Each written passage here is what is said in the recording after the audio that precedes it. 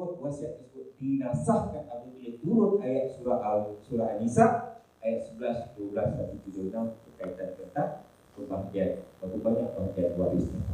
Maka ayat itu tak boleh digunakan lagi. Kan?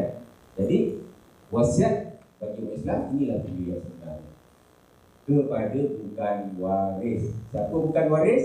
Anak angkat, anak tiri, anak yatim, sekolah tahfiz, madrasah, surau, masjid, NGO, itu bukan waris. Tapi tak lebih daripada 1/3 daripada keseluruhan harta kita. Anda faham? Itulah wasiat bagi waris. Jangan ada pula yang saya dah buat wasiat apa yang dibuat? Saya tak tahu. Wasiat yang dibuat dekat bank tu adalah wasiat melantik pentadbir, iaitu tertakluk di bawah Akta Wasiat 1959. Wasiat melantik pentadbir saja. Pentadbir tadi tidak ada peranan dia. Dia kena pastikan harta dibagi di hukum baik. Itu peranan wasiat melantik pentadbir. Apa yang tak jelas? Sebenarnya kenapa wasiat ini ditekankan? Sebab apabila sahabat Rasulullah sangat diluarkan, ya Rasulullah, aku tahu harta ini semua milik Allah, bukan milik aku. Sangat diluarkan. Dan aku tahu selagi aku hidup, aku perlukan harta ini. Dan apabila aku meninggal besok, harta yang aku tak perlukan. Jadi bagaimanakah harta ini selepas aku tinggal itu, aku nak semua harta aku ni bagi kepada kamu, ya Rasulullah. Rasulullah menjawab, jangan. Semua itu kalau nak bagi kepada aku, jangan. Tak boleh. Kalau tak boleh, kita aku nak bagi 1/2, ya Rasulullah. Nabi kata pun, jangan. Banyak. Sebab dia kata, kamu ada waris. Ya Nabi, saya cuma ada seorang anak perempuan saja. Dan anak perempuan ini apabila dia bersuami, suami dia bertanggungjawab pada dia. Jadi dia tak perlukan harta itu sebab meninggal.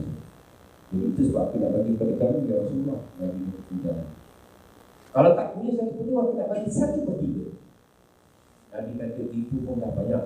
Tinggalkan 2/3 lagi untuk waris kamu. Tidak perlu, ya Rasulullah, sebab dia ditanggung oleh suami. Rasulullah kata, kalau dia ditanggung oleh suami, mana nanti dia? Maka hendaklah kamu tinggalkan harta kamu. Jangan sampai waris kamu jatuh miskin dan meminta-minta. Jadi wasiat bagi orang Islam ialah 1/3 kepada bukan waris. Itu pengertian wasiat sebenarnya. Siapa sehingga dia buat wasiat? Wasiat 1/3 ni ada tak? Kau ni langsung tak nak bersedekah. Tak, kau tahu tak? Harta tu Allah punya. Duit dalam bank, contohlah, duit dalam tabung haji lah, kata ada 300,000 lah, contohlah 300,000 kan? Apa salah 1/3 daripada 300,000 tu buatlah amal jarah bagi pada sekolah tahfiz. 200,000 tu tak apalah bagi pada waris. Biarlah waris bagi ikut faraid lah. Nampak tak? Apa salahnya? 300,000 kalau kita ada ni, bukan kita pakai, tapi kita buat persediaan untuk tujuan amal jariah. Sebab 3 perkara yang tak putus daripada Adam. Sedekah jariah. Nampak? Hari ni kita sedekah, Allah akan gantikan balik harta kita. Sebab dalam Quran ada disebut, setiap satu biji benih yang kita tanam, dia akan keluarkan 7 tangkai, dan setiap tangkai mengeluarkan 1 biji benih yang baru. Maknanya setiap satu yang kita beri, Allah akan gantikan 700 kali. Percaya tidak dengan Quran ni? Percaya, tapi bila tanya, ada buat sedekah? Hari Jumaat ada sedekah tak pada ni? Ada. Berapa banyak? 50 sen. Tak apa lah. 50 sen, janji ikhlas. Allah nak tengok ikhlasan kita. Kan? Dia bukan mesti banyak sedekahnya. Kan? Zakat 1/25%. Sebab itu dah wajib. Tapi sedekah ni dalam diri kita. Dia nak tengok ikhlasan. Itu sebab hari ni, kalau kita nak bersedekah, boleh guna wasiat 1/3. Ataupun kepada anak angkat, anak tiri, kan? Kita boleh guna yang ni. Sebab anak angkat, anak tiri tak ada hak ikut hukum faraid. Kita boleh faham. Alright. Yang ini harta yang dibagi kepada waris. Wasiat tersebut, dia buat wasiat bagi kepada waris. Maka wasiat tersebut adalah wasiat yang mudarat. Seperti mana yang Allah sebut di dalam ayat 12, surah An-Nisa ayat 12 di penghujung. Di penghujung ayat tersebut, Allah kata, hanya aku sahaja yang memahami. Jadi wasiat tu, setelah kamu, dia kata, setelah kamu tunaikan wasiat si mati, hutang-hutang si mati, hendaklah kamu berwasiat tapi wasiat tidak mendatangkan mudarat. Okey? Yang ini berlaku tahun 1989. Sebelum dia meninggal, dia buat wasiat kepada 4 isteri, 20 anak. Nilai harta masa itu 1 bilion. Tahun 1989 sampai sekarang tak selesai sebab wasiat tersebut dicabar oleh anak di mahkamah. Dia pergi mahkamah sampai masuk bilik file, dia kata tuan hakim, saya tak setuju dengan wasiat. Maka dia kata awak balik, awak semua balik bincang. Jadi tuan-tuan dan puan, sampai hari ini tak selesai lagi. Bagaimana sesaan kubur yang dilalui oleh Allah? Bayangkan kalau kita yang ada harta banyak itu, kita akan disesa. Ataupun tak ada harta, sikit dia pun ada, tapi ada sesaan dalam kubur. Kita kena ingat, kehidupan kita ni bukan setakat kita dunia. Kita ada hak orang lain, kita ada hak Allah yang kita punya. Uji. Alright. Jadi wasiat bukan untuk waris.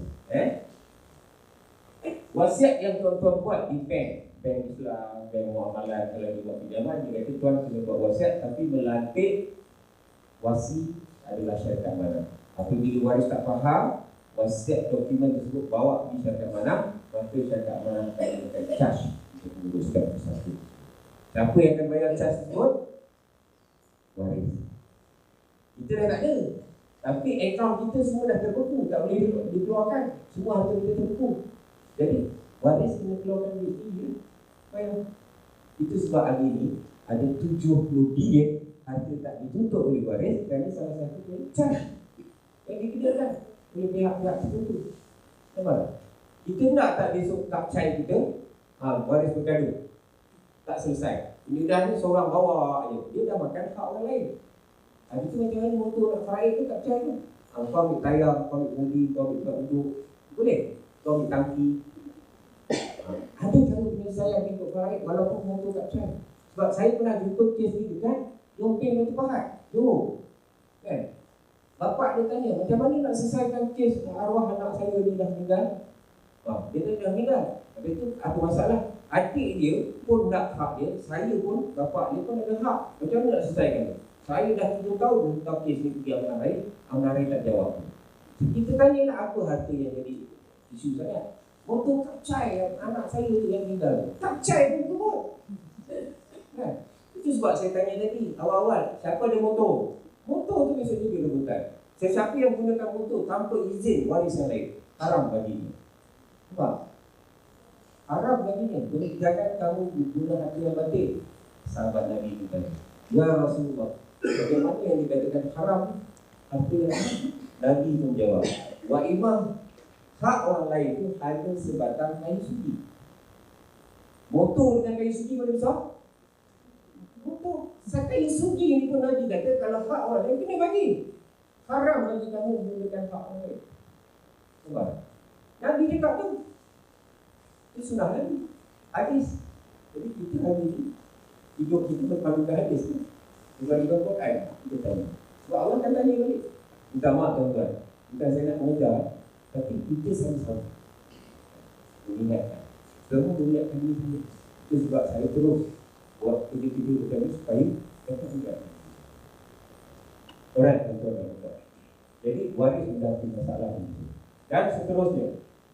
Kemudian saya jumpa waris. Arwah bapak dia meninggal. Dia pun telefon kita, bapak saya dah meninggal kita dah orang dah sendiri. Boleh tak kita datang juga waris untuk kita berbincang pasal pengurusan. Dia boleh kan, datang tak apa saya kumpulkan waris. Memang waris kuat tu kan anak sebelum tu. Tapi bila saya tanya, macam mana ni tuan-tuan semua nak bagi dengan adik-adik, dengan mak saudara nak bagi harta ni, apa kaedah pembagian nak buat? Dia kata ikut faraid. Saya pun tanya faraid tu buat macam mana? Faraid? Dia lah faraid tu faraid. Jadi dia tahu sebut faraid itu. Saya nak tanya macam mana bahagian ibu dia dapat berapa, anak lelaki dapat berapa, anak perempuan dapat berapa. Itu paling mudah. Tak dia jawab faraid tu. Pasal dia takut, dia cakap faraid, dia takut nak kira faraid. Pasal dia sendiri pun tak tahu nak kira macam mana nak dapat bahagian itu faraid. Tuan-tuan dan puan-puan, Ilmu faraid Nabi cakap kepada saya. Juga saya sampai. Ilmu faraid adalah ilmu pertama yang akan diangkat oleh Allah Ta'ala daripada umat itu. Itu Nabi cakap kepada saya. Maknanya tadi, ilmu bagaimana nak basuh sabun, yang itu masuk kekal. Tapi ilmu nak macam mana nak bagi mengikut faraid, ilmu ni dulu akan hilang dalam dunia.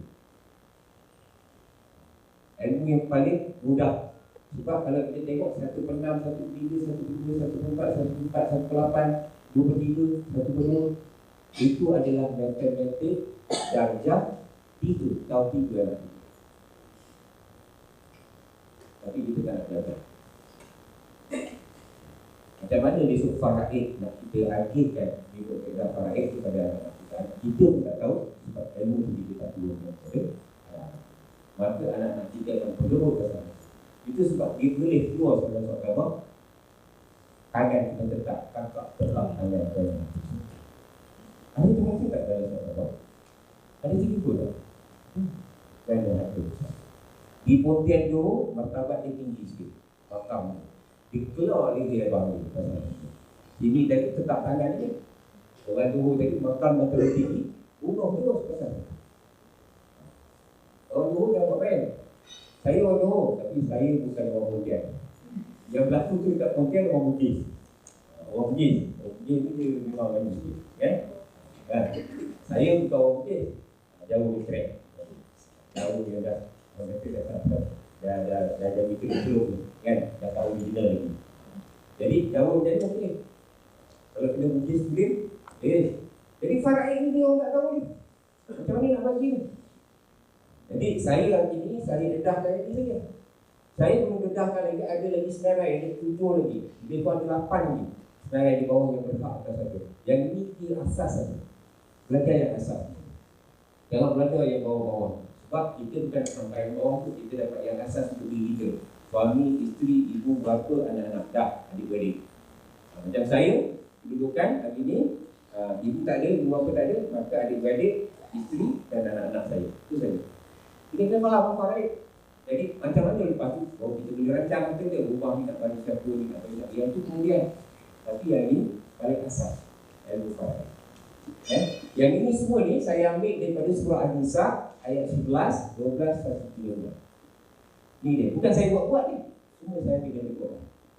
Saya dah ringkaskan supaya memudahkan kita nak belajar kalau kita nak belajar. Jadi faraid kita ambil tahu ni. Teman, saya nak beritahu isteri, kalau suami yang meninggal, tak ada anak. Suami tu tak ada anak. Dia kahwin dulu tak ada anak, dia kahwin sekarang tak ada anak, dia meninggal. Tapi dia ada harta. Maknanya isteri dia dapat 1/4 bahagian. Untuk faraid. Kalau dia ada anak, dengan hari ni kahwin tak ada anak, tapi dia kahwin dulu ada anak, maknanya isteri dapat 1/8. Itu isteri saja. Tapi kalau suami ada isteri, maka 1/8 kena bagi dua. Nampak? Bahagian isteri 1/8 ni tadi kena pecah dua. Jadi seorang akan dapat 1/16. Tapi angka besar bahagian ke kecil. Kalau suami ada 3 isteri, 1/8 kena pecah 3 lagi. Seorang dapat 1/24. Ini matematik. Saya pergi dekat Kuala Pilah, kat kampung pedalaman Kuala Pilah ini. Saya sampaikan maklumat tentang faraid. Isteri dapat 1/8. Belum masuk lagi isteri yang keempat, makcik dia dah jawab. Saya kata, kalau suami ada 3 isteri, maknanya isteri akan dapat 1/24 daripada 1/8 ni, pecah pada 1. Makcik dia jawab, bosan kan gen point. Saya pasal berjalan, cakap Negeri Sembilan, boleh. Cakap orang Tala, boleh. Apa-apa. Jadi dia kata, bosan pakai gen point. Saya makcik dia tak faham matematik ni. Dia ingat besar, makin lama makin kecil. Kan? Pasal nombor tu besar, tapi bahagian sebenarnya kecil. Dia tak faham matematik. Itu kalau 3 isteri, kalau 4 isteri, 1/8 pecah pada 4, seorang dapat 1/32. Kalau 5 isteri, nasib baik kita dapat nasib tu. Kalau 5 tadi, itu sebab isteri yang ada tak nak taruh penama suami. Saya tak suka dia guna harta saya. Besok saya mati, besok dia kahwin pakai duit saya pula. Saya tak redha pada mati-matilah. Tak redha pula. Kan? Dan bagian dia guna untuk kahwin dia. Kan? Okey. Jadi faraid ini kita kena pegang. Kalau nak nanti minta Cik Irman datang, dia punya sahabat Cik Irman, dia ada faraid untuk satu sesi. Terusik faraid.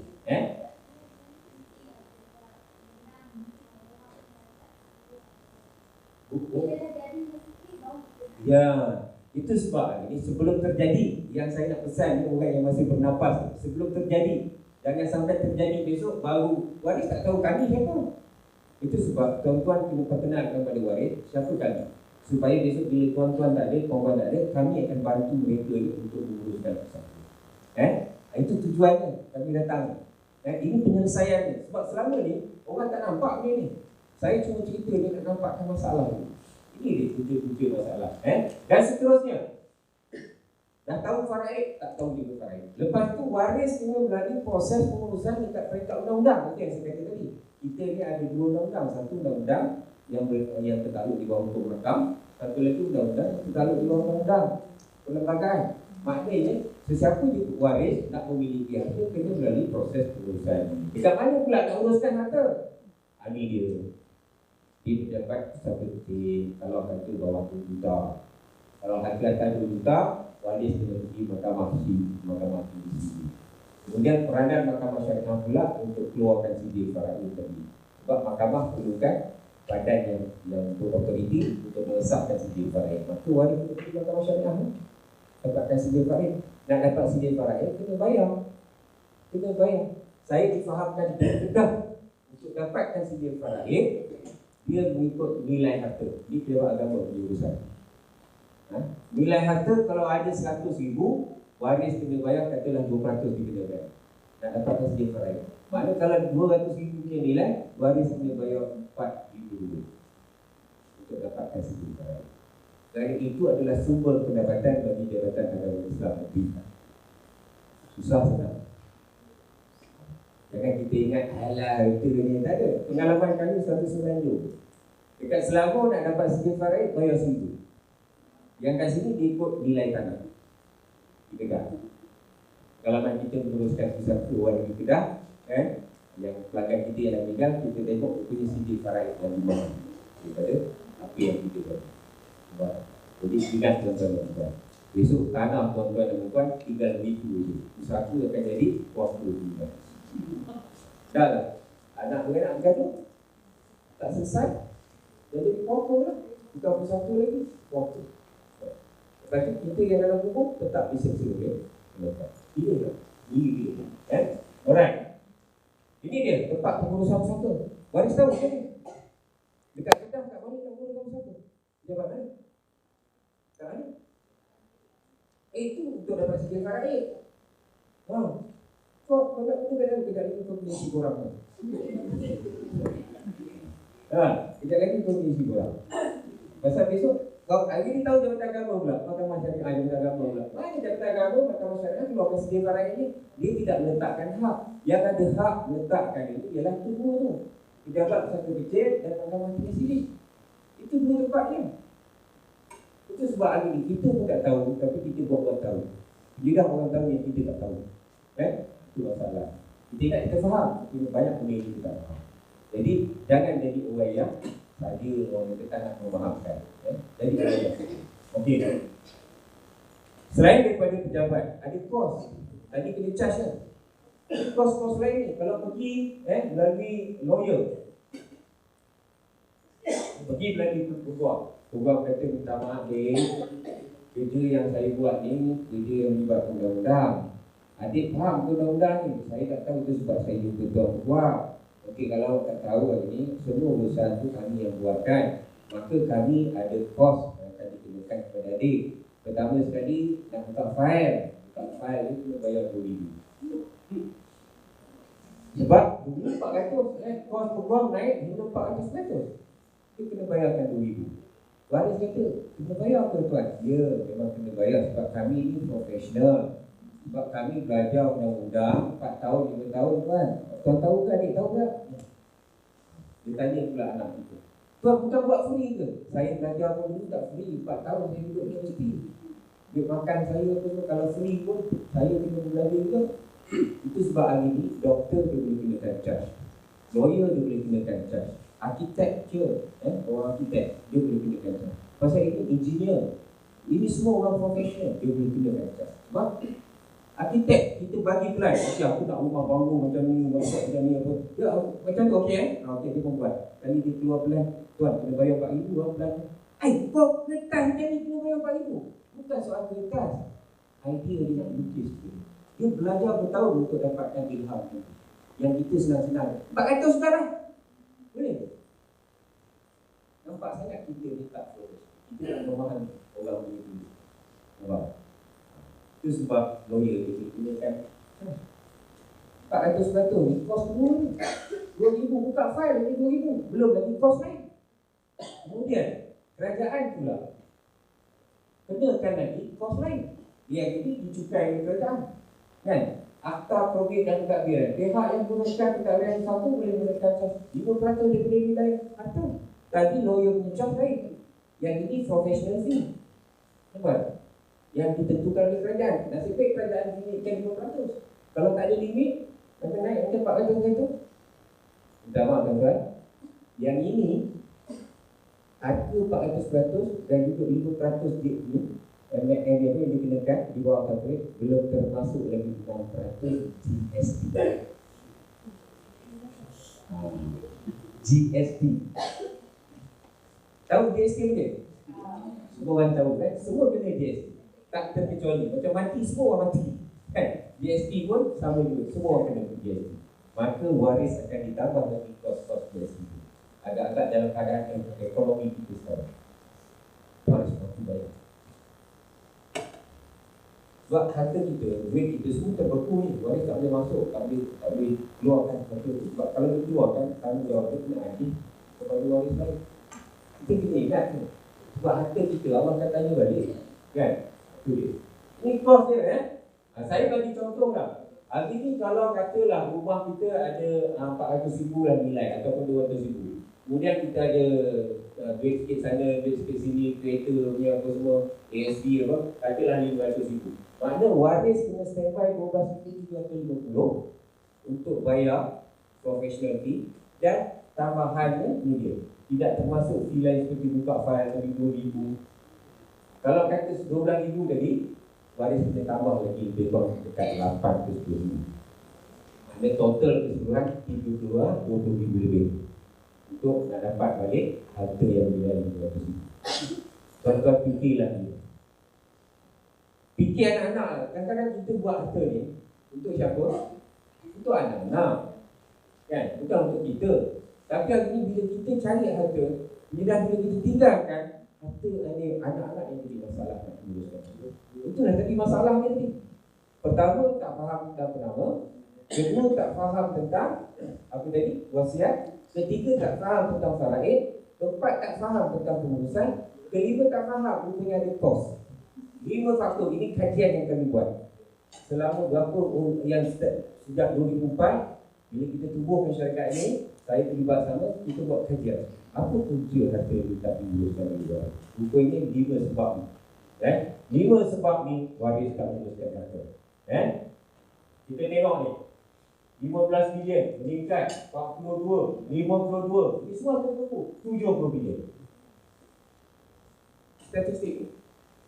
Maknanya harta orang Islam ni 90% daripada keseluruhan. Kalau kita tengok 2005, 15, 2006 naik. Sebab semua orang ada harta. Tapi semua orang tidak menerima realiti harta. Hakikat harta ni dia tak terima realiti dia. Dia ingat dia selama harta dia persepsi saja. Kita berandaian aku dapat ni, aku dah ada duit boleh beli. Itu andaian. Realiti sebenarnya harta ni perlu diuruskan selepas kita mati. Bukan harta ni kita nak biar lagi macam tu. Yang bukti ni sekarang ni orang lain Islam kita nampak tak? 2015 sudah naik 70 bilion. Setiap tahun kesedaran ni dah ramai yang ikut. Itu Itu sebab hari ini kita jumpa ramai orang yang boleh terlibat dengan kita. Saya tak habis saya masih jadi kita.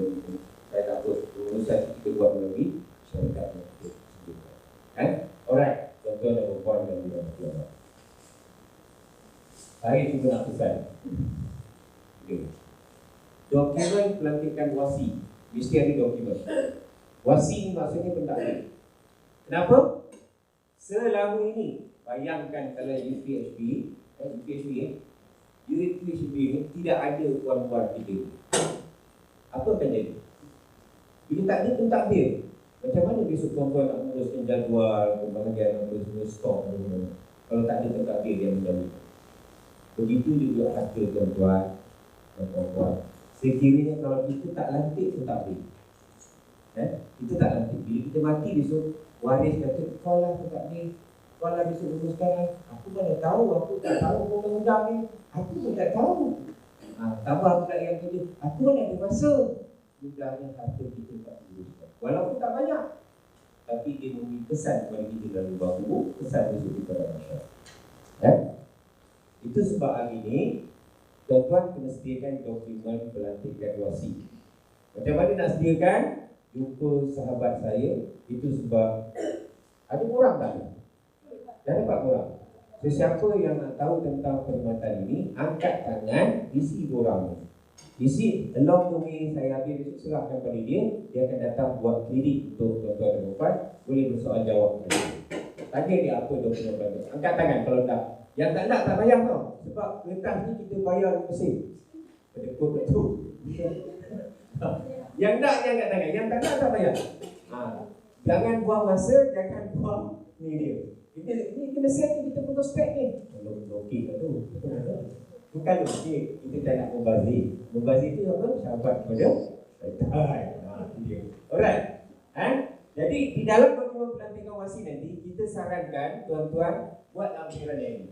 Kita akan beritahu ada lampiran kita sediakan, tuan-tuan tulis hutang-hutang. Sebab hutang ni wajib dibayar. Bukan hutang yang kita lupa dia wajib bayar.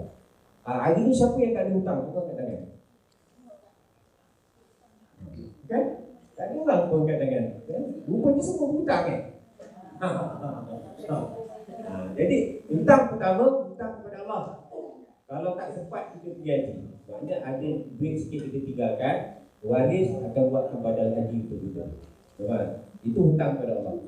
Kemudian puasa ni, besok puasa ni, bulan 6 besok puasa. Tak habis puasa, maka kita pesan kat waris dalam dokumen tu nanti hutang kepada Allah fidyah puasa ni.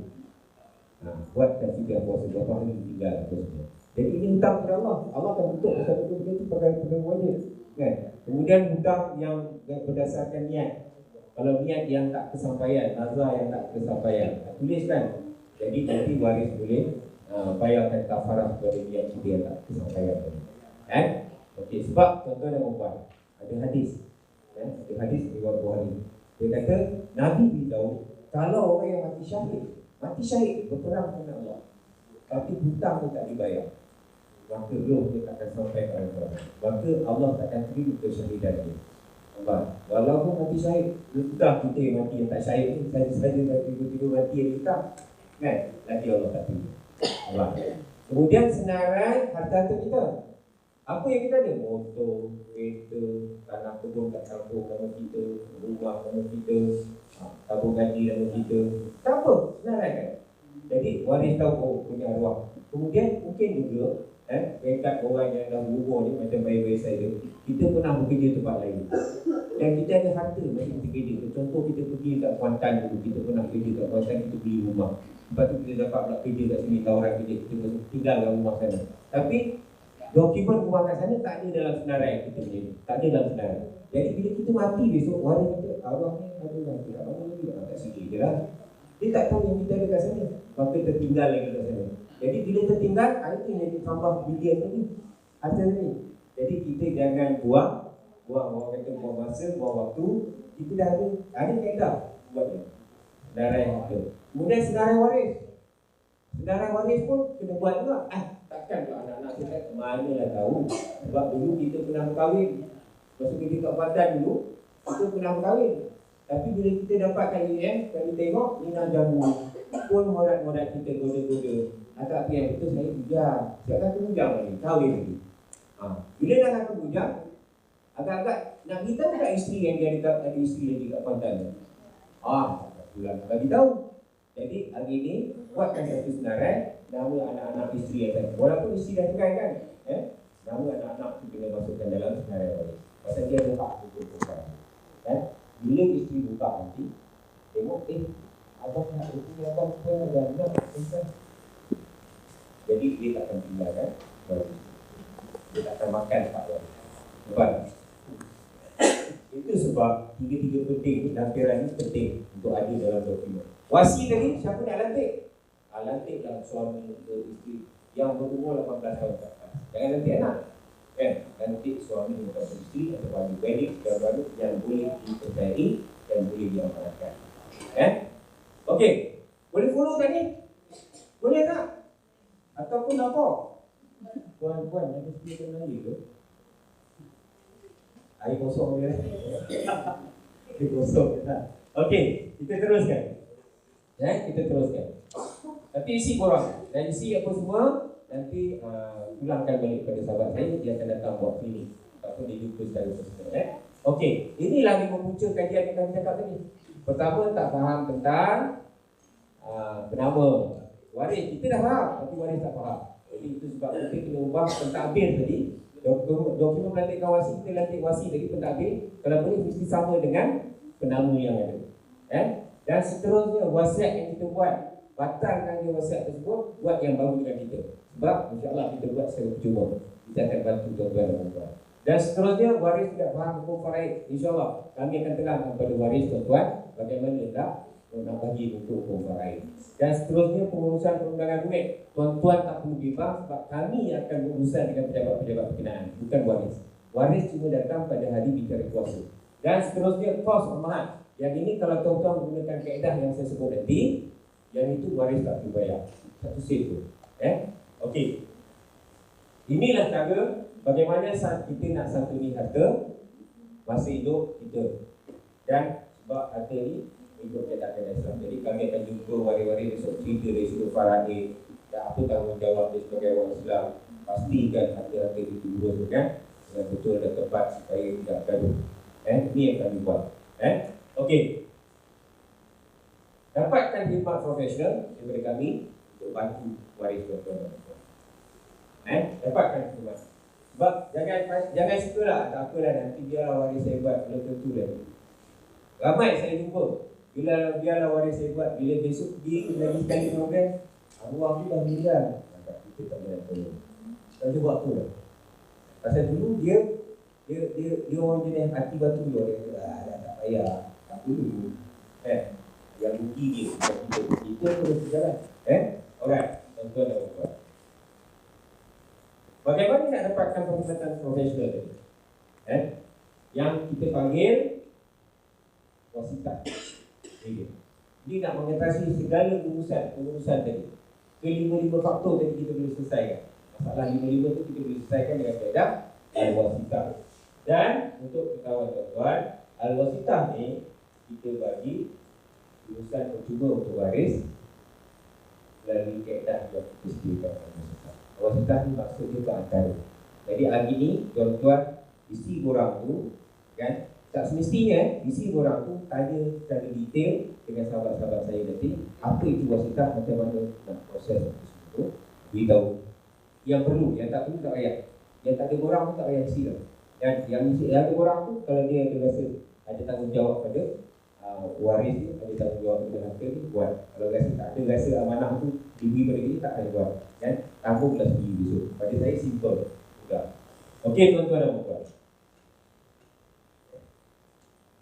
Pertama sekali saya nak beritahu kelebihan al-wasitah ni, dokumen melantik wasi kita bagi percuma. Jadi kalau tuan-tuan pernah buat yang dulu, yang ini kita replace yang baru, buat yang baru dan tak perlu bayar. Yang dulu tu, dah bayar sedekah je. Yang dulu bayar 250 tu sedekah. Kemudian kalau ada niat nak bersedekah 1/3, wasiat 1/3 kita sediakan pun percuma. Dan yang terakhir, pengurusan untuk bantu waris menguruskan keseluruhan harta pusaka pun kita buat secara percuma. waris tak bayar satu. Jadi bolehlah waris doa. Barulah 3 perkara tadi yang tak putus daripada anak, anak, maka 3-3 kita dapat. Sebab insya-Allah anak kalau dapat harta secara mudah, dia akan sentiasa berdoa. Tapi kalau dia dapat harta bergaduh dengan adik-beradik, rasa dia tak sempat dengan doa. Alright.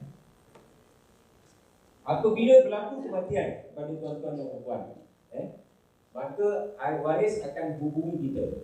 Sebab tuan-tuan dan puan-puan ada kad pemuda. Belakang kad ni kita kata sekiranya pemegang kad meninggal dunia, maka waris diminta hubungi kita untuk kita bantu urusan saka dia, saka si mati. Jadi bila waris keluar, kita kata kita akan datang ke rumah, rendah terhadap bukit tangga ni dulu. Kita buat satu program terhadap bukit tangga untuk orang tertentu. Dan kematian berlaku, kita datang daripada KL, datang daripada KL selesai dari bukit terhadap tangga batu. Bukit tangga, bukit tangga tangga batu. Dia pandai lupa dan sebab saya ada tangga batu tapi bukan bukit tangga. Yang ni bukit tangga, lupa. Bukit tangga. Jadi daripada setengah sampai 2 tahun kita pergi. Kita ada pengurus reda tu minta kita buat untuk orang-orang tertentu ni. Kita buat dan dia orang gunakan. Bila meninggal, kita datang. Kita datang jumpa dengan waris. Bukan waris datang KL tu. Waris tak boleh datang pejabat. Kita datang ke rumah jumpa waris. Tapi syarat waris semua sekali. Kalau ada waris tak datang, kami kata kami tak nak tolong. Kita tak semua waris datang. Jadi waris yang bertanggungjawab, dia tetap datang. Ataupun dia tak boleh datang, buat satu surat menyatakan dia menerima apa-apa juga keputusan yang dibuat oleh waris-waris. Bila ada surat tu, surat jazibah baru kita laksanakan. Lagi tu kita dapat. Pasal kita kena ikut undang-undang. Jadi apa yang kita buat, kita datang. Di sini kita bacakan khutbah pusaka. Kita beritahu waris, apakah tanggungjawab waris menyelesaikan harta dia suruh hukum. Maknanya kita kena segerakan. Sebab 3 perkara yang perlu disegerakan bila kita mati. Pertama, apa yang waris perlu buat bila kita mati? Apa itu?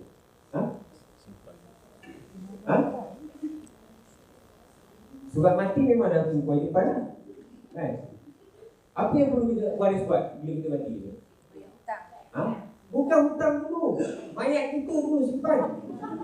Kalau tidak, nanti mayat kita busuk. 3 perkara yang perlu disegerakan. Kalau lambat dia akan jadi fitnah.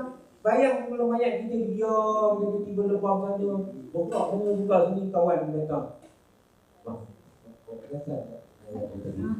ada bokak dari daripada pintu, mesti siapa lah.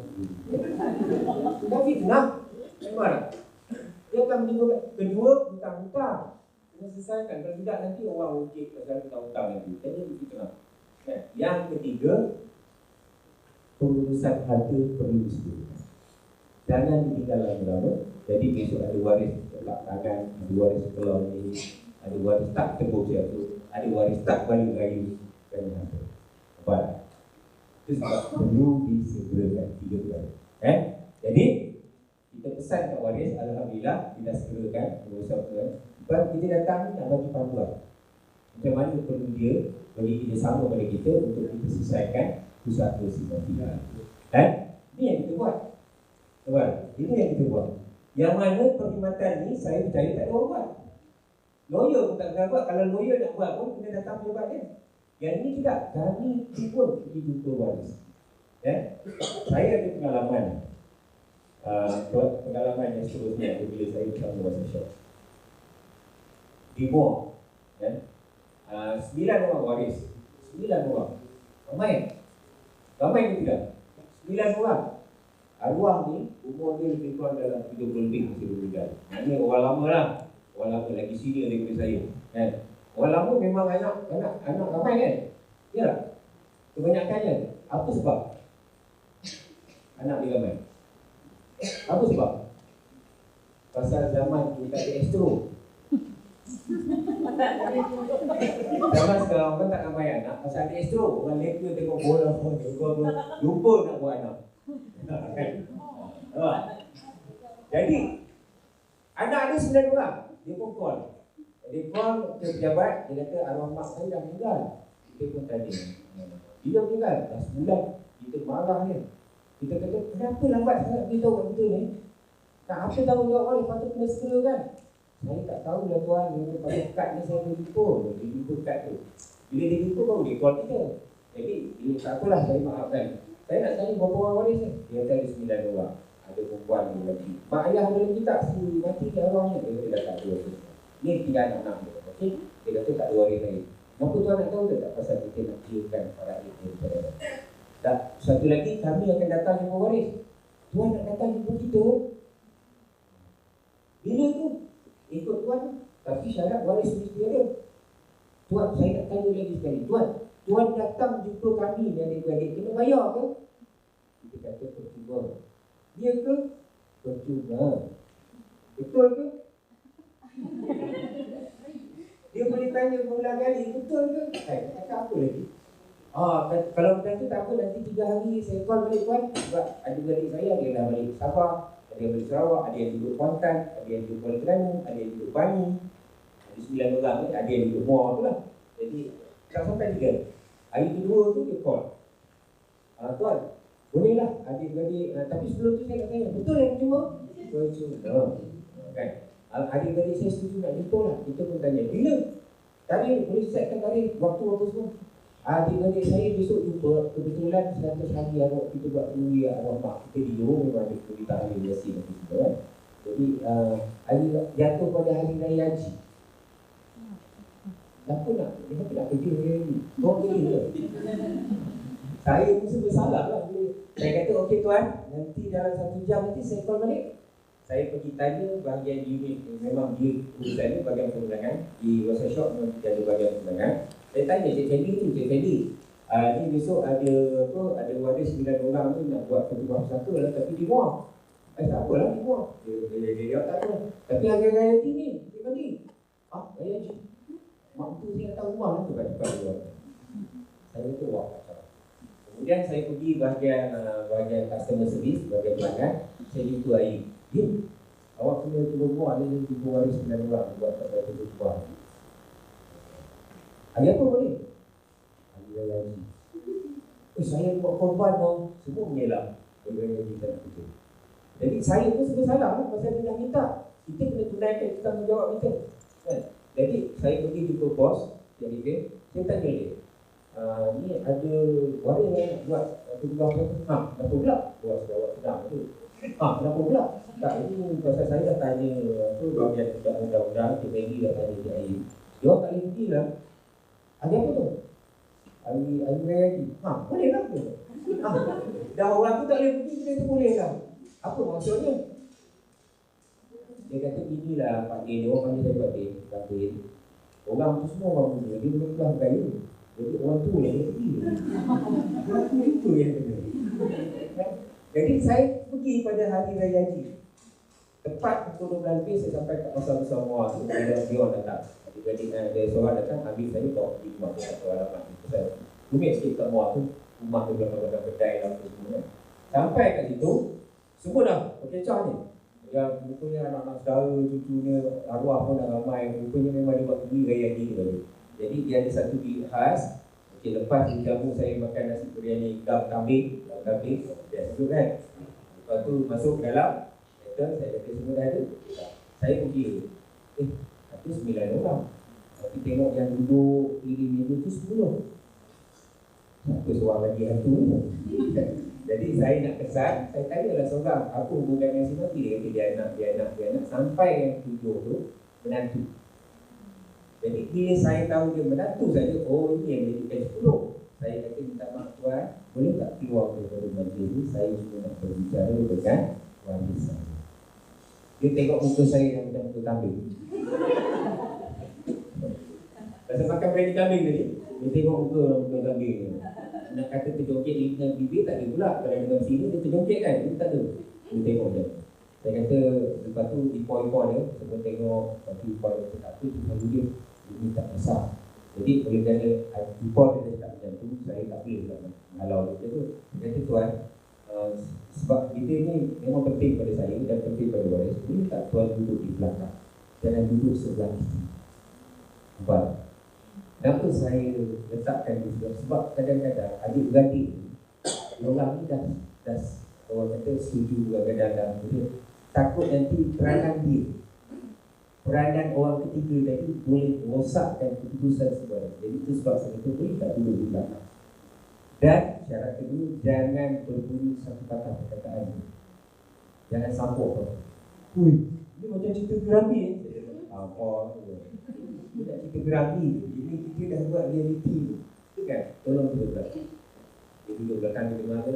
Jadi kita selesaikan semua. Ada yang dibahas dengan rahmat kalau tiga anak perempuan dia. Ada isu sikit. Saya rasionalkan balik yang bangkitkan isu itu. Alhamdulillah semua settle. Tak ada lagi dulu. Kita filekan kes tu.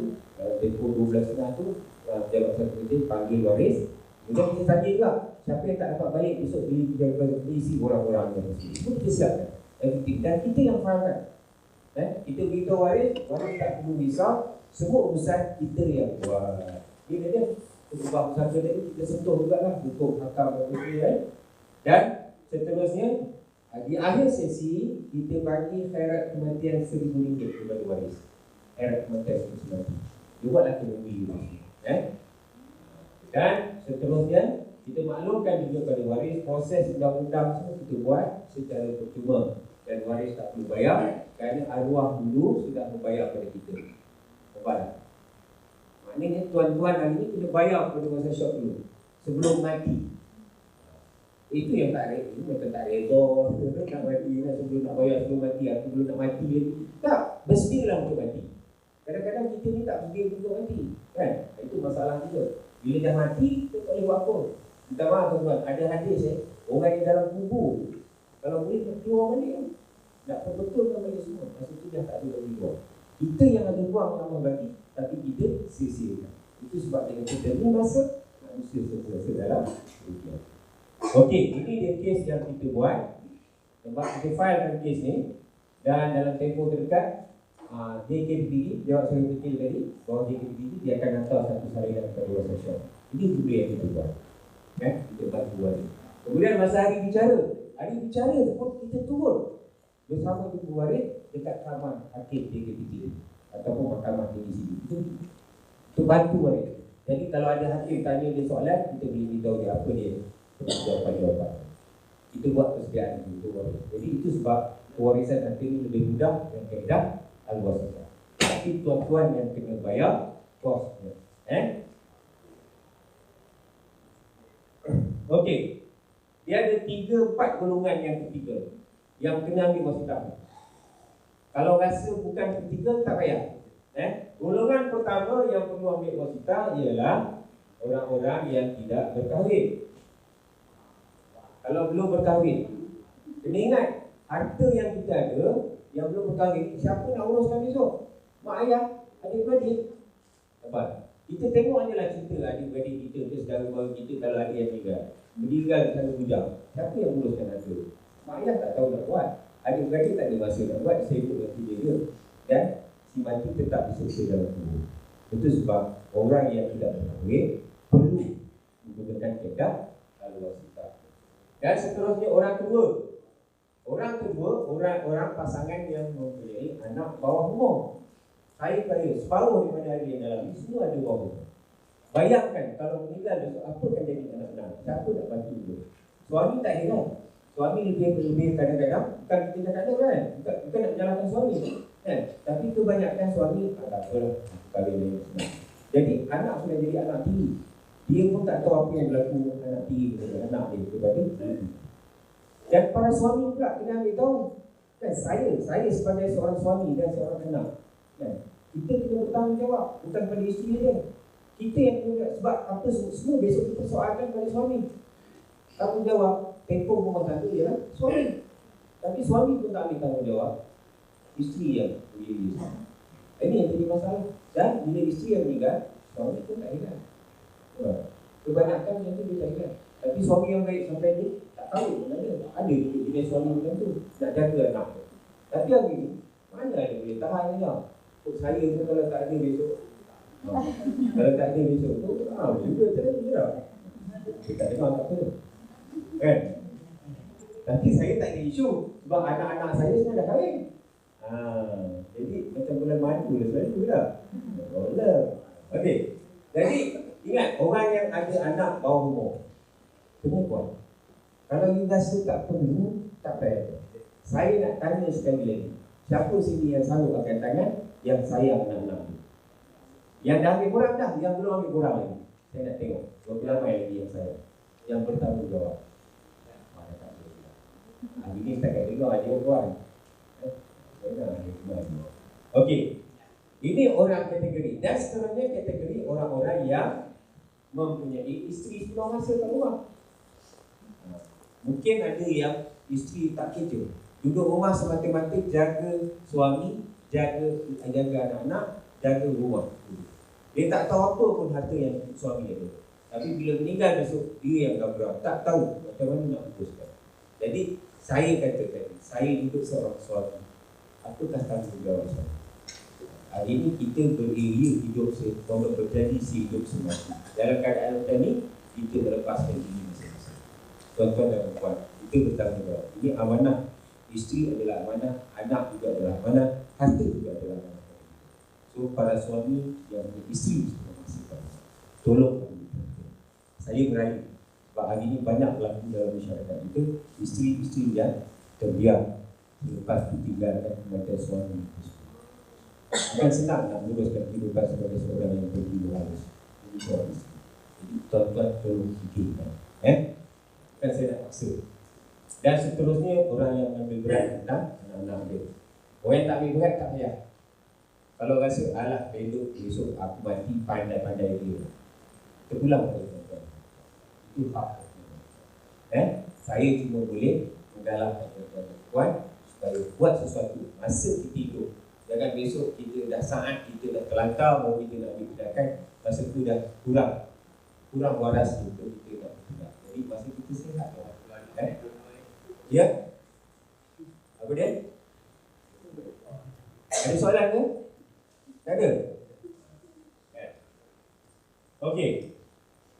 Berapa kos yang tuan-tuan dan puan kena bayar untuk dapatkan perkhidmatan bersama? RM48 sahaja. RM48 sebulan, bayar selama 15 tahun atau sehingga kematian yang mana lebih cepat. Maknanya pilihlah. Bayar bukan tu doa, nanti kalau aku cepat, nanti kalau aku cepat. Jadi aku tak payah bayar sampai 15 tahun. Kan? Sebab apa yang kami janjikan, walaupun lepas 15 tahun kematian berlaku, tetap perkhidmatan kita akan bagi percuma untuk waris. Percuma untuk waris. Jadi RM48 ni nak bayar macam mana? Melalui potongan gaji. Tak tahu lah bincang dengan puan-puan boleh tak boleh berguna, ataupun melalui akaun bank. Kan? Akaun bank bank Islam. Yang tu proses kita je sabar-sabar saja. RM48 sebulan. Rasa-rasa mampu tak bayar? Tak mampu. Siapa yang tak mampu katakan? Yang tak mampu katakan? Semua mampu. Tak ada orang kat tangan. Dia bukan kat tangan, kat jadi. Ataupun segan angkat tangan pasal ada tengah hari ni. RM48 untuk tujuan memastikan harta pusaka kita besok dan waris dibantu. Kami dah buktikan kami dah buat kerja. Dah 12 tahun saya buat kerja. InsyaAllah syarikat besok akan naik daripada taraf syarikat amanah pula. Jadi tanggungjawab kami lebih besar. Jadi RM48 kalau tuan fikirkan hari ini dengan GST dengan apa semua, bayangkan besok kalau meninggal, waris akan bayar beratus puluh ribu dan plus GST. Tak besok? Waris yang akan tanggung dia. Bukan kita dah lepas, tapi waris tak boleh bantu, tak boleh selesaikan, kita yang tanggung pula. Terbalik. Yang ini waris tak boleh tanggung, dan you besok lepas daripada sekurang-kurang lepas daripada selesai. Lepas. So pilihan terletak pada tangan sendiri. Itu yang saya kata awal-awal tadi. Mudah-mudahan perjumpaan kita ini sentiasa diberi hidayah oleh Allah Ta'ala. Hidayah dari Allah bukan dari saya cuma sampaikan saja. Itu juga Nabi tak ada kuasa untuk memberi hidayah, Allah ni. Jadi tugas kami menyampaikan saja. Untuk pulang pada tuan, tepuk dada, tanya. Okey, ada apa nak tanya tentang ni? Siapa nak tanya? Berapa orang tadi yang lebih kurang? Cuba katakan. Berapa orang? Dah isi ke korang? Dah boleh semua balik. Nanti dia orang akan balik poin. Siapa lagi tak korang? Yang tak dapat korang? Ini tak ada paksaan Sebab tuan-tuan tanggungjawab tuan-tuan bukan tanggungjawab saya. Saya datang daripada KL, sanggup. Yang ini saya anggap perjuangan saya. Yang ini saya anggap dakwah saya. Dakwah saya sampai dah berpulang pada tuan-tuan. Siapa nak korang angkat tangan, nanti sahabat saya akan edarkan balik korang. Okey, tak ada soalan nak tanya?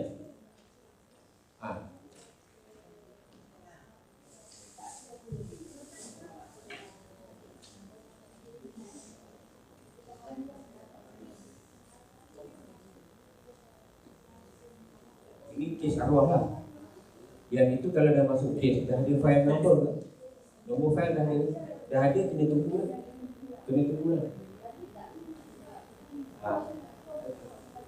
Kos tu lah. Habis tu kalau cakap dengan saya, bukan saya boleh bayar kos tu. Dia minta lagi. Tak boleh, kena tunggu lah. Dekat jawab sudah kecil kan? Tak boleh, kena tunggu lah. Pasal sekarang ni, jawab sudah kecil, nak keluarkan surat perintah pun kena bayar.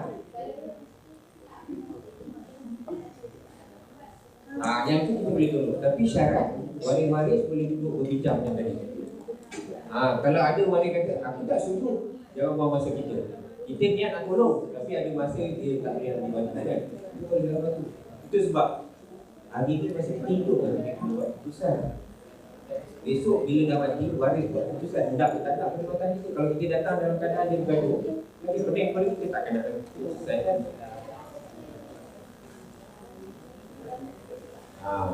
Yang itu kes tu kita tengok. Kalau waris hubungan waris-waris masih kalendor, insyaAllah kita boleh tolong. Tapi ada bayaran? Ada bayaran juga. Kat mana ada orang buat kerja tu? Saya kata hari ni saya datang berdakwah daripada KL boleh, lalu betul boleh ke saya sampai kat tol Changlun tu? Saya kata saya ni nak pergi UM ni, nak juga UPSP, kita berdakwah ni, nak berdakwah pasal orang Islam ni, pasal ni urusan satu. Pegawai tol tu, you pun pasal tu, tak payah bayar tuan. Tuan ada betul KL, ni bayar, terus ni. Boleh? Free. Toilet pun boleh bayar. Cuba. Jadi tuan-tuan tolong fikirkan, tidak ada yang percuma dalam dunia. Semua kena bayar. Jadi hari ni kalau kita nak selesaikan masalah kita dari sudut yang setuju, hari ni you yang kena bayar, bukan tuan. Baik. Okey, ada nak tanya tak? Okey, ada nak tanya tak? Ada Okey tuan-tuan dan puan-puan. Yang ini tadi saya cerita dari sudut pengurusan harta. Yang ini bagaimana kita nak bagi harta melalui kaedah hibah bukan melalui wasiat. Jadi saya tak nak cerita. Ini biasa tanya dekat masjid. Tuan-tuan boleh buat hibah. Ada 12 golongan yang boleh buat hibah. Yang ini yang hibah nanti tanya sahabat saya secara berhenti. Jadi saya bagi garis pasal tinggal 5 minit. Okey. 12 golongan yang pertama mu'alaf. Kalau dia nak buat hibah, dia nak bagi harta pada orang tertentu, buat komitmen hibah, mu'alaf. Sebab waris-waris dia yang bukan masuk Islam, yang belum Islam tidak ada hak atas harta dia. Sedangkan dia ada niat sebab hibah ni diberi antara asal kasih sayang. Jadi hubungan dia dengan mak bapak dia, walaupun mak bapak dia tak Islam, tapi akan dasar kasih sayang, dia boleh buat tak hibah. Kemudian seterusnya orang-orang yang kedua yang boleh buat ialah bakal-bakal haji atau bakal-bakal umrah. Sebab banyak hari ni, cerita tahun lepas, jemaah haji diempat bukit. Saya tengok dalam Facebook, muka tersenyum di depankan. Rupanya harta kat sini tak selesai lagi. Kebetulan saya jumpa anak saudara dia dekat Jabat. Anak saudara dia kata, itu mak saudara saya berbincang. Macam mana kes satu belum selesai. Jawab lama, barat. Walaupun dia kat sana, haji mabrur, tapi harta tak selesai. Nampak? Itu yang rugi tu. Patut kita sebagai orang Islam, konflik semua kita kena selesaikan termasuk juga harta kita. Tapi oleh kerana hari ni apa? Tak apalah nanti dulu lah. Dah borak kemudian pun tak apa. Tak apa lah. Okey. Dan seterusnya, orang ketiga ialah orang-orang yang tidak pasangan yang tak ada anak. Sebab faraid, isteri akan dapat 1/4 kalau suami yang meninggal. Kalau isteri yang meninggal, suami dapat 1/2. Itu isu dia. Tak kisahlah. Sebab yang lebih siapa punya? Waris lain punya. 3/4 waris lain punya. Kalau tak ada waris, baitul mal punya. Dia banyak berlaku hari ni. Saya jumpa kat Suruhanjaya ada 12 orang. Saya jumpa dekat Suruhanjaya kes ni. Kes ni suami dia meninggal. Suami dia dulu kerja kerajaan, pencen, buat rumah, beli tanah, buat rumah. Waktu itulah hari dia. Dan bila suami dia meninggal, rupanya suami dia tinggalkan seorang adik dia lelaki. Tak ada orang lain, pasal dia tak ada anak. Rupanya isteri tadi faham faraid, dia hanya dapat 1/4, 3/4 lagi pergi kepada adik ipar. Bayangkan rumah dengan tanah 600,000, adik ipar dia punya 3/4, isteri dia 1/4. Macam mana isteri dia duduk? Adik ipar ni pandai. Kak, kakak nak duduk rumah ni, duduk. Saya tak kisah. Sebab saya lagi tu ada rumah tak pulang. Saya duduk dalam rumah saya. Jadi kakak nak duduk, akak dia kata, Alhamdulillah dapat adik ipar macam ni. Bagus ya. Saya lagi ni. Adik ipar dia lagi. Akak kalau nak duduk rumah ni, bahagian saya 3/4 kakak kena bayar kena balik. Sebab dia kata saya cuma ada buat pencen arwah. Macam mana saya nak bayar dia? Bayar tak? Adik akak tu sudah menggunakan harta batin kalau adik itu adik-adik jadi adik itu. Itu kesan dia tuan-tuan. Kalau ada kawan-kawan itu beritahu. Dan seterusnya orang yang ada nak perempuan saja. Dia buat macam saya cakap tadi. Apa yang saya buat hari ini, saya hibahkan rumah saya kepada anak perempuan saya. Nampak? Sebab kalau saya tak buat hibah pada anak perempuan saya, adik-beradik saya boleh tuntut hak dekat rumah tu. Bayangkan rumah yang saya duduk hari ini, nilai dia sudah meningkat setiap tahun. Jadi kalau saya tak buat hari ini, anak-anak saya akan bayar, tebus balik kepada adik-beradik saya. Berapa banyak bahagian? Ada 1/3 bahagian. Bayangkan kalau rumah tidak turun 600-200. Macam mana anak saya? Sedang anak perempuan saya semua ditanggung oleh suami. Nampak? Itu sebab bila kita tahu faraid tadi kita boleh rancang. Kemudian isteri saya hibahkan dia tabung haji. Saya tak hibahkan rumah kat dia. Rumah tu saya hibah pada anak je. Tahu tak pasal? Besok kalau saya mati, kalau saya hibah rumah kepada isteri saya mati, rumah tu akan jadi dia pula. Ditakdir dia dijodoh, dikahwin pula dengan suami baru. Dia pula meninggal. Suami baru dia dapat rumah saya. Saya tak nak. Saya tak suka. Macam tu juga kan? Kalau cerita perempuan, orang lelaki pun sama juga. Jadi apa yang saya buat, saya hibahkan kepada anak-anak saya. Tapi ada satu perjanjian, saya kata selagi isteri saya masih ada hayat, dia kena benarkan isteri saya itu. Anak saya menjawab, dia ada ijazah kahwin. Hibah mesti ada ijazah kahwin. Jadi anak saya jawab, dia bersetuju dengan syarat-syarat tersebut. Jadi isteri saya boleh lakukan. Selagi dia ada. Kemudian saya hibah tanggung gaji pada dia sebab dia takkanlah anak-anak saya nak tanggung dia. Sebab anak-anak saya pun ditanggung. Jadi apa yang saya buat, saya hibahkan tanggung gaji pada isteri saya supaya dia ada perbelanjaan. Duit. Tuan, itu sebab kita faham benda ini. Senang diatur. Jadi kalau kita mati pun dalam keadaan kita tenang, tenteram. Jadi tak, memang nampak tenang. Tapi kat dalam besok, dekat sana besok, fikirlah sendiri. Kita bukan habis kat sini je. Dari sini kita belum start ni. Yang nak start ni, kalau lepas mati nak hidup mana? Okey, seterusnya. Orang yang akan angkat pun kita buat. Sebab nak angkat dari hak itu untuk orang. Jadi boleh buat hibah.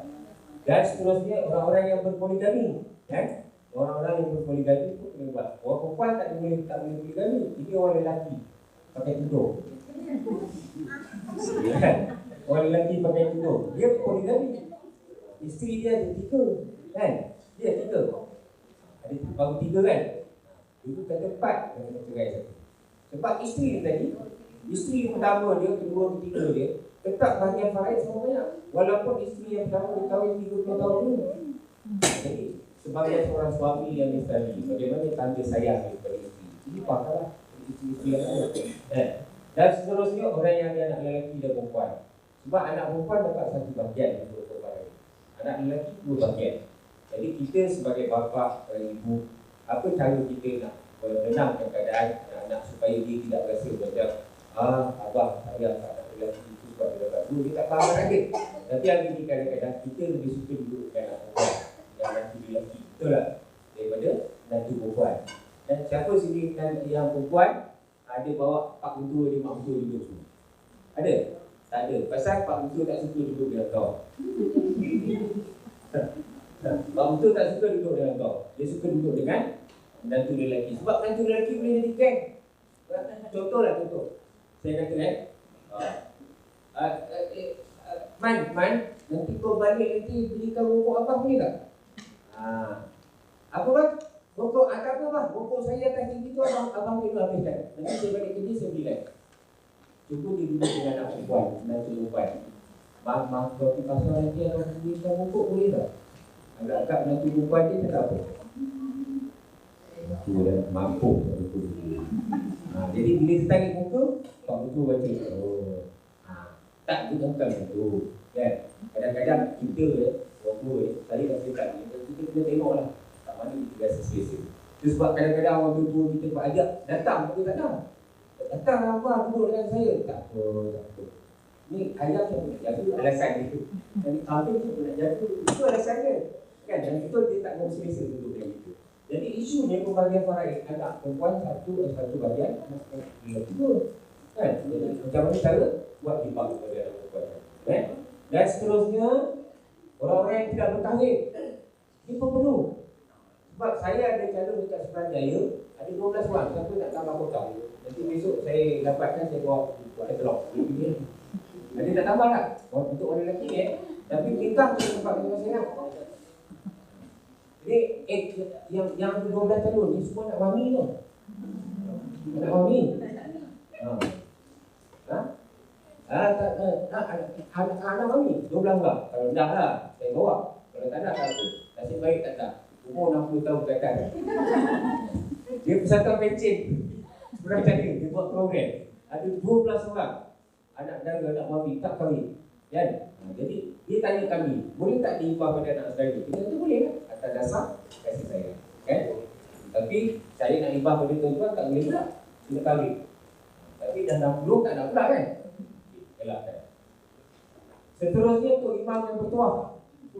Siapa nak jadi bertuah? Jadi kita jadi tok imam.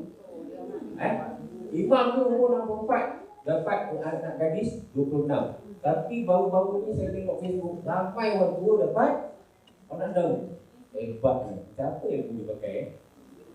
Sila tanya kat perempuan lah. Kalau tanya lelaki lah. Tapi imam ni, anak dia ni duduk Kuala Terengganu. Anak dia ni, dekat Terengganu bukan Kuala Terengganu, dekat Terengganu, dekat Papua. Yang anak dia ni, yang duduk KL, bawa balik gambar kepintir-kepintir, tunjuk kat dia. Abang ni dah lama bujang bang. Ni mak dan tak dia dah 2 tahun. Abang takkan nak tidur situ seorang-seorang. Nak ajak duduk KL tak nak. Jadi ni saya bawakan calon. Abang pilih ada 3 orang kepintir. Dia jawab pun dah. Lepas tu anak semua lagi bawa 5 orang. 5 gambar. Semua juga rawat pencik. Dia dah. Tiba-tiba karya dia. Bang, saya risau bang.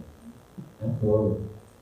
Saya anak perempuan saya itu semua dah 26, tak ada calon masuk. Saya nikahkan dia imam je. Agak imam jawab dah. Imam kata apa? Kalau tak jodoh. Imam ni pandai. Anak tadi bagi yang cikgu pencen semua dah 50 ke 60 kan. Semua dia tolak dah. Tiba sahabat kata anak saya jodohkan pada imam yang umur 26 tak ada orang masuk imam. Jodoh kan. Dia punya ayat kita boleh pakai. Ayat kita boleh pakai. Kan? Jadi isunya anak imam ni, mungkin anak dia yang bongsu pun sama bayar dia kan, isteri dia. Bagaimana? Itu sebab kita jumpa kes-kes mak tiri bergaduh dengan anak tiri pasal tu. Ada yang anak tiri, kalau mak tiri keluar dari rumah pasal tu. Ada yang mak tiri kata aku dah kahwin dengan bapak kau semua, harta bapak kau aku punya. Halau semua anak tiri. Ini berlaku. Jadi sebagai tok imam yang baik hati, dia boleh hibahkan kepada anak perempuan ni dan hibah kepada isteri dia. Jadi bila dia buat hibah dia tu, anak-anak akan berarti sebenarnya ibu dia mati dia kahwin bukan kerana harta. Sebab yang ni hibah ni pemberian. Yang tu dia boleh faham. Banyak kes-kes macam ni pula. Kemudian hari ni ramai yang beli harta bersama. Ini rumah kita beli, nama isteri ada, nama suami ada. Kadang-kadang isteri membayar, suami pun membayar. Tapi apabila berlaku kematian pada satu keluarga, maka bahagian yang meninggal itu akan jadi pusaka. Pusaka menjadi hak waris untuk pusaka. Bayangkan, kalau waktu kita meninggal esok, tiba-tiba mak ayah kita masih ada, kan? Isteri kita ataupun suami kita yang tinggal, dia akan berkongsi rumah tersebut dengan mak ayah. Mak ayah kita ada 1/6, bahagian dia akan ada 1/8. Kalau isteri yang dapat, kalau suami ada 1/4. Yang lain bahagian mana? Bayangkan, rumah belum habis bayar. Apabila besok nak bayar habis, baru kena file kembali semula kes ni. Kita jawab soal kecil tadi yang tersebut ataupun mahkamah. Bila di-file kan, tiba masa kita pula dah meninggal, mak ayah dah meninggal. Bahagian mak ayah tadi akan turun kepada adik-adik semasa meninggal. Maka waktu tu dia kata ubah makin harta makin banyak. Saya nak terus balik. Isteri nak terus balik terus balik. Masalah. Jadi buat persiapan sebelum kita meninggal. Dan seterusnya, orang yang ada anak tiri kena buat. Sebab dalam Quran tak disebut anak tiri, dia disebut anak lelaki. Dan seterusnya, ahli-ahli perniagaan. Hari ini ramai. Ahli-ahli korporat kita bila meninggal, perniagaan tak dapat diwasi secara lancar. Contoh, Tanzim Nazamudin. Hari ini ada 2 takdir dalam takdir. Kemudian Tanzim Yahya Suluh, atau dia ambil rekod. Apabila dia meninggal, semua bahagian dia, share dia akan bagi untuk faraid anak-anak. Bila sampai pada faraid anak-anak, dan jadi minority share. Maksudnya anak tak boleh menguasai perniagaan tersebut. Maka dia jual pada Tasri Bukhari. Jadi sekarang Tasri Bukhari yang beri atas kepentingan kerajaan. Tasri Bukhari yang beri tak atas kepentingan kerajaan. Ada kepentingan. Tapi anak-anak si mati tak dapat masuk. Betapa ruginya kita hari ini kalau kita buat perniagaan tapi kita tak dapat wariskan kepada, tak dapat melegasikan kepada perniagaan. Sebab kita ini memang sentiasa. Sesungguhnya Allah kata, aku tidak pernah menzalimi manusia itu, melainkan manusia itu menzalimi diri. Semua ada dalam Quran. Dan sesuatu kaum itu tidak akan berubah dan kaum itu tidak mengubah dirinya sendiri. Semua ada dalam Quran. Apa yang saya sebut semua ada dalam Quran. Jadi kalau tuan nak berbicara tentang hukum dan hakam, semua ada dalam Quran. Apa tanggungjawab itu? Yang penting hukum hakam tu yang kita, ni tanggungjawab kita Allah yang bagi. So, saya balik kepada tuan-tuan. Terima kasih kepada pihak PKB yang memberi ruang kepada saya dan Pastor Syok untuk berkongsi maklumat kepada tuan-tuan, dan doa saya juga tuan-tuan sentiasa diberkati oleh Allah. Dan kerana terima kasih juga kerana memberi ruang. Saya rasa ada yang tak keluar, tak awal untuk kenal, untuk dapat manfaat apa yang kita lakukan. Terima kasih kepada tuan-tuan dan memberi ruang saya. Jadi mana yang ada kesempatan, ambillah ruang untuk sahabat-sahabat saya buat cleaning pada semua untuk besar. Sebab saya akan balik semula, petangkan ada di remake, lepas tu saya akan balik semula DPR, besok ke Melaka untuk mengibarkan ilmu sama. Okay? Jadi saya mohon dan maaf sekiranya seluruh kekurangan, dan kekurangan itu adalah diri saya dan diri saya layak dipuji oleh Allah. Jadi saya sudahi sebelum saya serahkan kepada Nina. Saya sudahi wabillahi taufiq wal hidayah. Wassalamualaikum warahmatullahi wabarakatuh. Waalaikumsalam.